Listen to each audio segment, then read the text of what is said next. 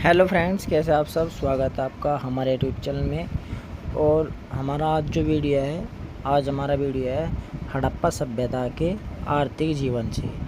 और आर्थिक जीवन में आज हम देखेंगे कृषि से जुड़े हुए पर्सन और एग्रीकल्चर हड़प्पा सभ्यता में कैसे रहा, कैसे उन्होंने कार्य किया। ये हमारा पहला भाग है। तो दोस्तों, आज हम पहले भाग से संबंधित पर्सन देखेंगे और वो देखेंगे हम कृषि से जुड़े। ठीक है, तो हमारा टॉपिक है आज का हड़प्पा सभ्यता में आर्थिक जीवन। और आर्थिक जीवन में आज हम देखेंगे सबसे पहले कृषि, फिर उसके बाद पशुपालन, फिर उद्योग, ठीक है, परिवहन वगैरह, ये सब हम बारी बारी से देखेंगे। तो आज हमारा जो टॉपिक है वो कृषि पर है और कृषि का पहला भाग है।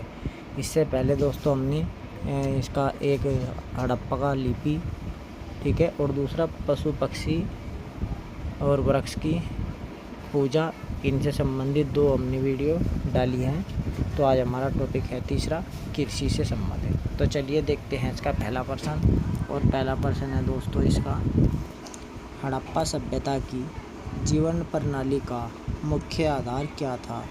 तो हड़प्पा सभ्यता की जीवन प्रणाली का मुख्य आधार कृषि था। ठीक है दोस्तों, चलिए अगले पर्सन पर चलेंगे।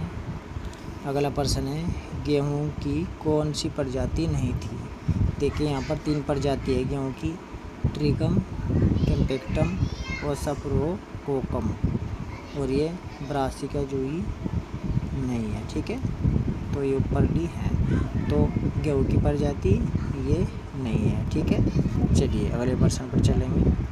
अगला पर्सन है सर्वप्रथम कपास उगाने का श्रेय किसे जाता है।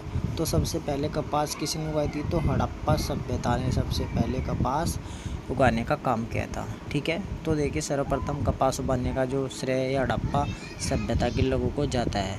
इसलिए यूनानियों ने इसे सिंडोन, मतलब जिसकी उत्पत्ति सिंध से हुई है, इसलिए इसको नाम दिया सिंडोन। ठीक है, चलिए अगले प्रश्न पर चलेंगे। अगला प्रश्न है यूनानियों ने कपास का क्या नाम दिया था। ठीक है, तो कपास का क्या नाम दिया था यूनानियों ने, अभी बताया भी था हमने, सिंडोन। ठीक है, और सिंडोन क्यों दिया था, क्योंकि ये सिंध से जुड़ी हुई मतलब उत्पत्ति थी। मतलब इसकी उत्पत्ति किसने की थी कपास की, सिंधु ने। ठीक है, तो सिंध से जुड़ा मतलब सिंडोन। तो यूनानी ने कपास का जो नाम दिया वो सिंडोन दिया। ठीक है, चलिए अगले प्रश्न पर चलेंगे। अगला प्रश्न है हड़प्पा में अब तक कितनी फसलों की पहचान हो चुकी है। तो अब तक हड़प्पा सभ्यता में 9 प्रकार की फसलों की स्पष्टतः पहचान हो चुकी है। ठीक है, जिसमें एक किस्म जो अभी हमने बताया था ब्रासिका जूही नाम दिया गया है। ठीक है, और लोग नवंबर के महीने में सिंधु नदी के बाढ़ का पानी उतरने के बाद उपजाऊ जलोढ़ की मिट्टी जो है गेहूँ की फसलों को बोते थे। ठीक है दोस्तों, ये भी आपको ध्यान रखना है। तो कितनी फसलों की पहचान, 9। ठीक है, 9 फसलों की। चलिए अगले प्रश्न पर चलेंगे। अगला प्रश्न है ब्रासिका जूही किस्म किस सभ्यता की है। तो ये हड़प्पा सभ्यता की है। ठीक है, चलिए अगले प्रश्न पर चलेंगे। अगला प्रश्न है सामान्यतः हड़प्पावासी किस फसल के उत्पादन से अपरिचित थे। तो सामान्यतः हड़प्पावासी किस फसल के उत्पादन से अपरिचित थे, मतलब किस फसल के उत्पादन को नहीं जानते थे, मतलब किस फसल को नहीं जानते थे। ठीक है, तो देखिए यहाँ पर रागी है, फिर है ईंख। ठीक है, इन दोनों को नहीं जानते थे, मतलब इन दोनों के उत्पादन से हड़प्पावासी अपरिचित थे। चलिए अगले प्रश्न पर चलेंगे। अगला प्रश्न है किस रूप में राज्य कर्मचारियों को वेतन दिया जाता था। तो देखिए जो हड़प्पावासी थे और हड़प्पावासियों में जिनकी नौकरी थी, ठीक है, मतलब जो सरकारी खजाने से जिनको वेतन दिया जाता था। ठीक है, तो देखिए जो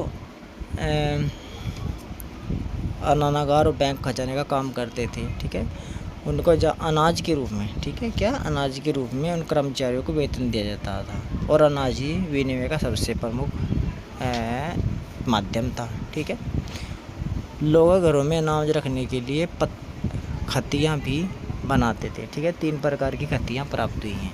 तो देखिए राज्य कर्मचारियों को किस रूप में वेतन दिया जाता था, तो अनाज के रूप में वेतन दिया जाता था। ठीक है, और आज के समय में रुपए मिलते हैं, पैसे मिलते हैं। ठीक है, चलिए अगले प्रश्न पर चलेंगे। अगला प्रश्न है हड़प्पा वासियों का प्रमुख विनिमय का माध्यम क्या था।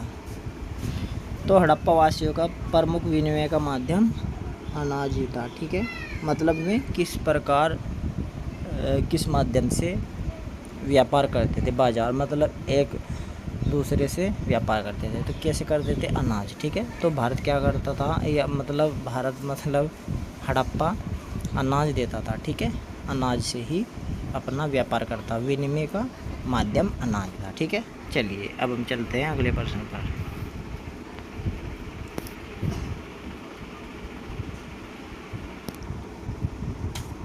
अगला प्रश्न है हरियाणा के किस क्षेत्र से सबसे अधिक फसली साक्ष्य प्राप्त हुए हैं। तो ये बालू से प्राप्त हुए हैं सबसे ज़्यादा। ठीक है दोस्तों, तो दोस्तों ये थे महत्वपूर्ण प्रश्न। ये पहला भाग था, फिर दूसरे भाग में आपसे हम ज़रूर मिलेंगे। ठीक है, तब तक के लिए धन्यवाद, नमस्कार।